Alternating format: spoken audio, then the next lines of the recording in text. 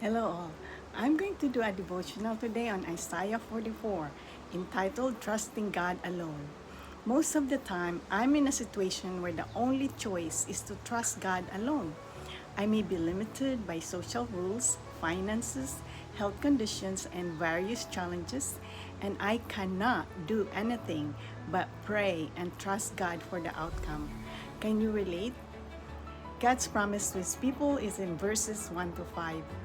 God lovingly calls Israel his chosen people and reminds them that he formed them from the womb. He promises to pour out his spirit on their descendants, bringing renewal and blessing. This passage reflects God's grace and faithfulness, even when Israel is unfaithful. God knows and cares for you. Just as he chose Israel, God has formed and called you for a purpose. You are not forgotten. He is always working in your life. Are you putting your trust in things that cannot really save you? Verses 6 to 20 shows the foolishness of idolatry. God declares, I am the first and I am the last. Besides me, there is no God. That's in verse 6. He challenges the makers of idols, showing how foolish it is to worship something made by human hands. A man cuts down a tree, uses part of it for firewood, and then bows to the other part as God. This highlights the absurdity of trusting in anything other than the true living God. Trust in God, not idols.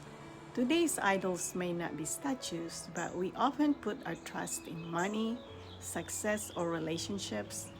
Isaiah 44 reminds us that these things cannot save, only God can.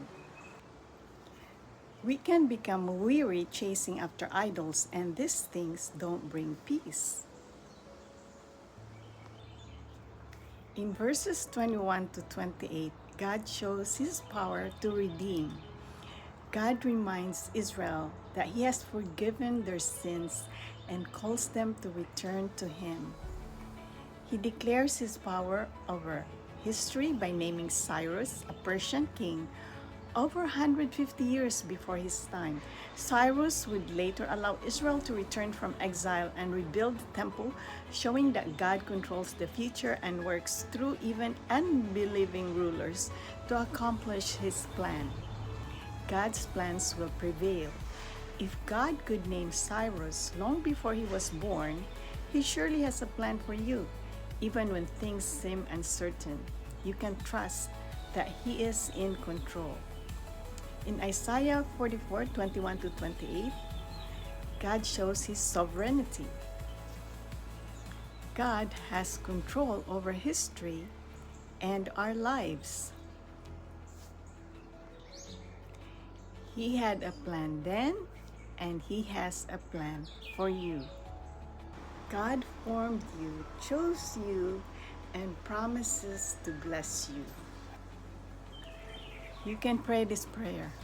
Lord, help me to trust in you alone. Keep me from relying on things that cannot save, and remind me that your plans for my life are greater than anything I could imagine. In Jesus or Yeshua's name, amen. God alone is worthy of your trust. Let go of what can't save you and put your faith in him. If this message encouraged you, share it with someone who needs to hear it today.